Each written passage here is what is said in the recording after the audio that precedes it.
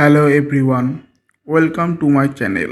হ্যাঁ, ঠিকই শুনেছ, আমি এই ইউটিউবের বিশাল দুনিয়ায় এন্ট্রি দিতে যাচ্ছি অ্যান্ড আই এম থ্রিল যে আপনাদের সবার সাথে স্টক মার্কেট অ্যান্ড ফাইন্যান্সের দুনিয়ার জার্নি শুরু করার জন্য। যখন আমি স্টক মার্কেটে কাজ শুরু করি বা স্টক মার্কেট সম্পর্কে জানতে শুরু করি, তখন আমি প্রথমে পুরোটাই ক্লুলেস ছিলাম। আমি ভাবতাম এটা শুধু কিছু এক্সক্লুসিভ ক্লাব মেম্বারদের জন্যই, আমার মতো সাধারণ কারোর জন্য নয়। কিন্তু আমি পুরোটাই ভুল ছিলাম। তারপর যখন আমি ধীরে ধীরে স্টক মার্কেট সম্বন্ধে জানতে শুরু করি, আমি বুঝতে পারলাম যে এটা কতটা অ্যাক্সেসেবল অ্যান্ড এটা কতটা দরকারি আমাদের সবার জন্য, no matter about your background. So আপনি যদি বিগিনার হন বা স্টক মার্কেট সম্বন্ধে কাজ জেনে থাকেন বা কাজ করে থাকেন, stick to this channel, we will break down everything about the market. All right, একদম বেসিক থেকে শুরু করা যাক। স্টক মার্কেট এক্স্যাক্টলি আসলে কি?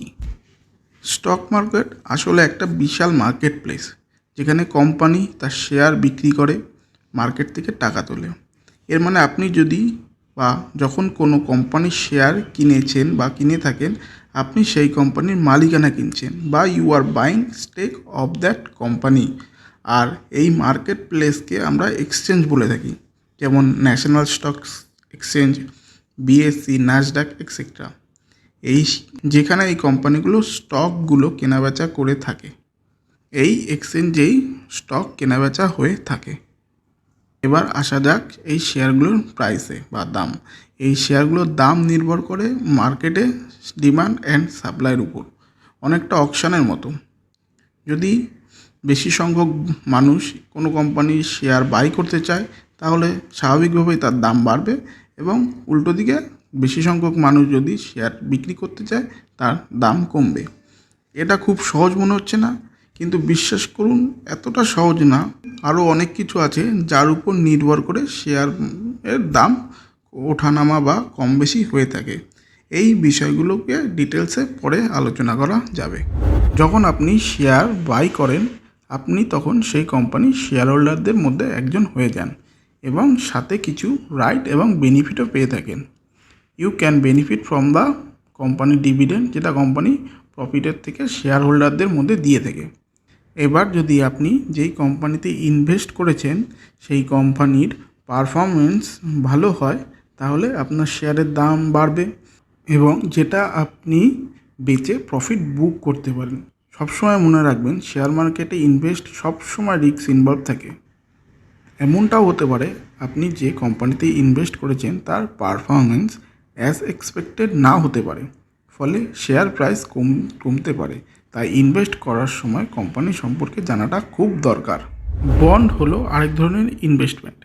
স্টকে যেমন আপনি কোনো কোম্পানির মালিকানা পান, কিন্তু বন্ড হলো অনেকটা লোনের মতো।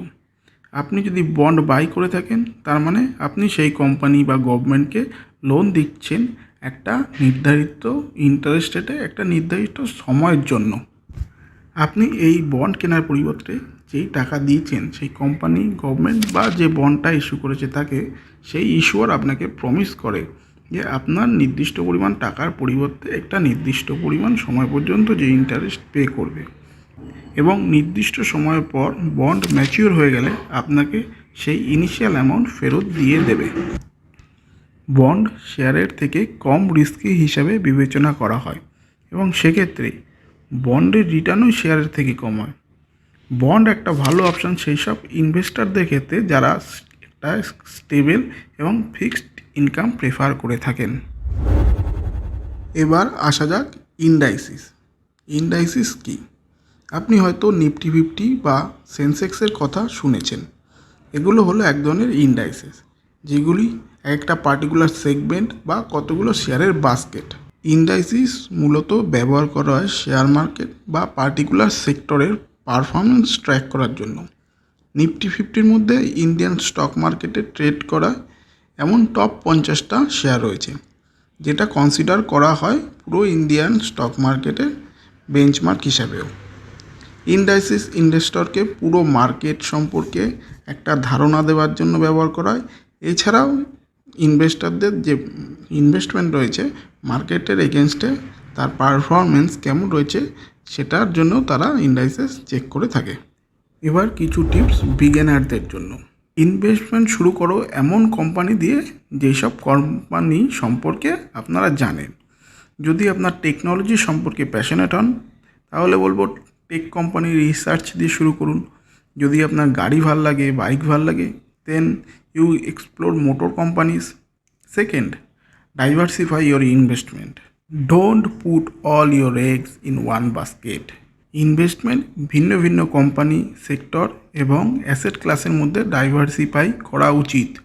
থার্ড, একটা কথা মাথায় রাখতে হবে, ইনভেস্টমেন্ট একটা দীর্ঘমেয়াদী পরিকল্পনা। যখন মার্কেট ফল হয় তখন কখনই প্যানিক সেলিং করা উচিত নয়। আপনি আপনার লক্ষ্যের প্রতি অবিচল থাকুন, markets up and downs analysis করুন এবং সবশেষে never stop learning in the market. শেখার কার্ভটা যত বাড়বে আপনার ইনভেস্টমেন্ট ক্ষেত্রেও সিদ্ধান্তগুলো নেওয়া ততটাই সহজ হবে। মনে রাখতে হবে, ইনভেস্টমেন্ট একটা journey, not a sprint. Invest করার আগে রিসার্চ করুন এবং নির্দ্বিধায় যে কোনো বিষয়ে আমাকে প্রশ্ন করুন। আপনি যতটা শিখবেন ততটা কনফিডেন্স থাকবেন আপনার ইনভেস্টমেন্টের উপর।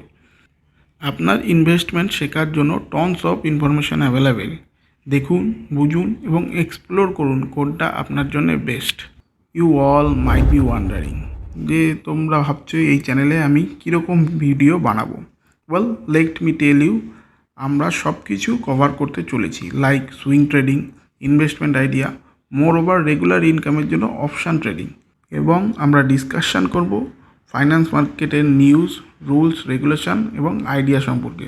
সব কিছু বিষয় নিয়েই আমরা কথা বলবো।